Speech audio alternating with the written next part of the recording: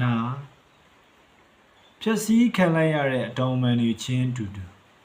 ဘီလုံးရောလင်းယုံရောဒဏ်ရာကိုစီနဲ့ပဲမလားအာရမအကျင့်ခံလိုက်ရတဲ့အနာဂတ်တွေချင်းအတူတူရှာထိုးအုတ်ထုတ်တွေရောဘွဲအုတ်ထုတ်တွေရော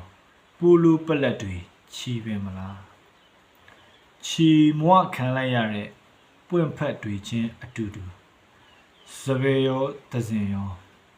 တစစီပဲမဟုတ်လားပန်းမဟုတ်တဲ့အရာနဲ့အပေါက်ခံလိုက်ရတာချင်းအတူတူတေးကုတ်လေးတွေရောတိုက်စုပ်လေးတွေရောပြူလို့ပြက်လို့ပဲမဟုတ်လားအိမ်မပြန်ဖြစ်ကြတဲ့ကြိုးဘူးအိတ်တွေချင်းအတူတူလမ်းလျှောက်နေသူရောလမ်းပြောက်နေသူရောလွမ်းရတာချီပဲမဟုတ်လား